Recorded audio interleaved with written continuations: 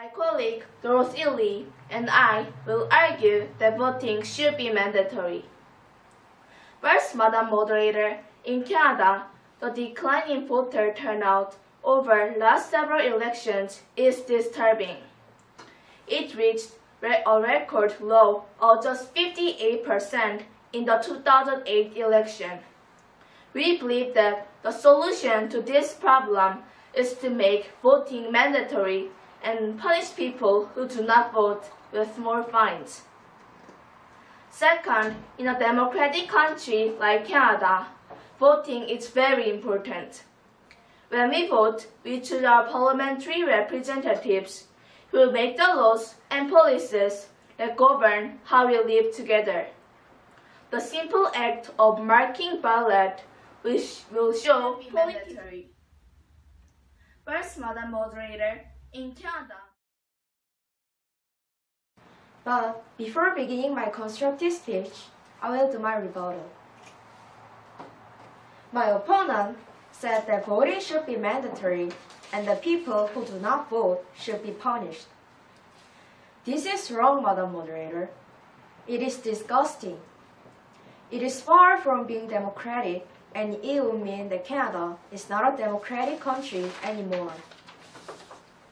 My opponent also said that because voting is so important, Canada needs to make voting mandatory. But I say that forcing people to vote is not the best solution. Educating them about the importance of voting would be a much more effective and democratic. First, Madam Moderator, mandatory voting is not wanted in Canada. More than half of all Canadians do not like the idea. So, if voting is made compulsory, many people will disagree and argue about it, and most will oppose it loudly and strongly.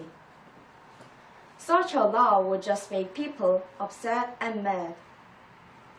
Some will show their opposition by demonstrations. Second, forcing people to vote is not the best way. My opponent also said that because voting is... I will continue the case begun by my colleague Lucy Lim. But first, I will do my rebuttal. My opponent said mandatory voting is not wanted and is disgusting. However, my opponent is wrong. Mandatory voting will make voting a meaningful, shared, and national experience, as it has done in places like Australia. First, all over the world, people have marched, fought, and died for the right to vote.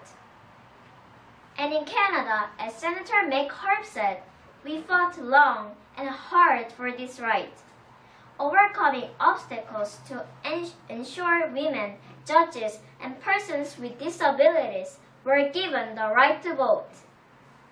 If fewer and fewer Canadians vote, then our ancestors will have fought for nothing. The need to vote when they become eligible to vote. Madam Moderator, my opponent also said that it is wrong to punish people who do not vote.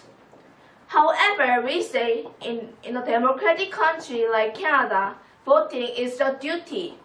In fact, it is so important that people who do not vote should be punished. Finally, my opponent said forcing people to vote is not democratic. However, Madam Moderator, if voter turnout continues to go down, Canada soon will be a democratic country in name only. On Monday, October 19, Canadians will have a general election. As voter turnout has been declining, I decided to let my students debate on whether voting should be mandatory. I was really impressed with the debate the kids did today because they only had a few days to prepare for the debate. Their arguments were strong, they understood the issue well, and their rebuttals were also very effective. Good job, girls.